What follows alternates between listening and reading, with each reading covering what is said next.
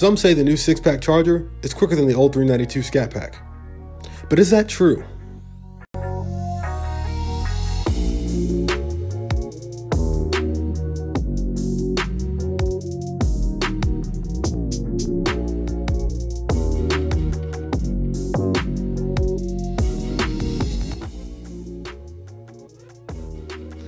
Welcome back to another episode of This versus This. I'm your host Z. Be sure to like, subscribe, and share.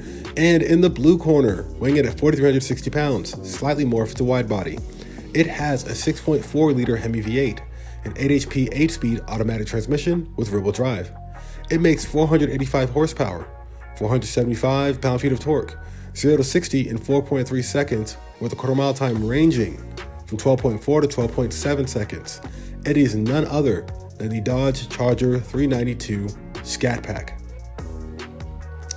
In the red corner, weighing in at a hefty 4,800 pounds, it has a new 3-liter twin-turbo straight-six engine. It has a new 8-speed automatic transmission with all-wheel drive that has a rear drive mode. It makes 550 horsepower, 531 pound-feet of torque, 0 to 60 in under 4 seconds, and a 12.2 second quarter-mile time. It is the brand new Dodge Charger 6-pack. Now, you've heard me say it before, and I'm going to say it again. Heads-up drag racing is the great equalizer, with a lot of factors such as tire pressure, track temperature, and reaction time, just to name a few. Now, these don't just affect how quick a car is, but how consistently quick that car is. With that being said, the Scat Pack has a weight advantage.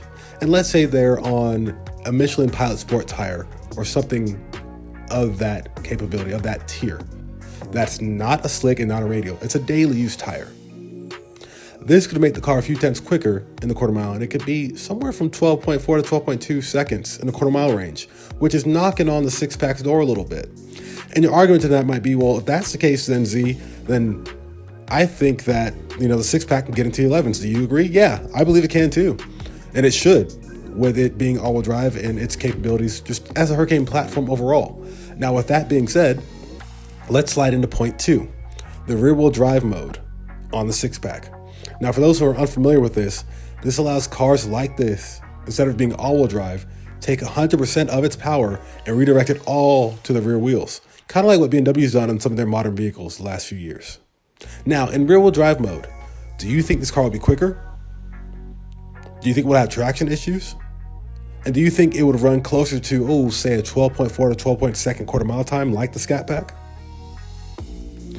And regardless of your answer, your argument to that might be, no one's crazy enough to go into rear-wheel drive mode for a race. True, but someone's going to want to know what it does, because some of us like to know the full capabilities of our vehicles before we consider modifying them. With that being said, let's jump on over to point 3. Some people are concerned that the 6-pack has very little aftermarket support. And I could say that it does, but it doesn't matter. Because, for example, let's talk about the direct connection program. For those who forgot or don't know, these are factory upgrades from Dodge. And if that doesn't count for you, then there is a tuner that we know of by the name of JB4. And it's not a matter of if, but it's a matter of when they come out with this for the Hurricane platform. And I say that because JB4 has worked on BMW motors for a long time, since the N54, which again, I think the Hurricane engine is based off of, the N55, the B58, and beyond. With a simple tune, do you think it'll be that hard for this to make 550 to 600 horsepower to the wheels on just a tune alone? Now let's take a step back real quick. Let's say somebody comes out with a transmission tune just to make the car a little bit quicker in the quarter mile consistently. I can already see somebody pulling some Hellcat type stuff saying, the car is 100% stock, knowing good and well that these cars are modded. We just may not know to the average eye what those mods are.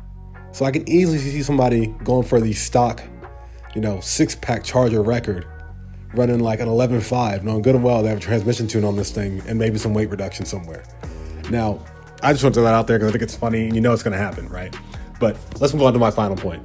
The final point that I want to make is about reliability and interior space. Now, the reliability issues surrounding the Hurricane are unknown because it's a new platform.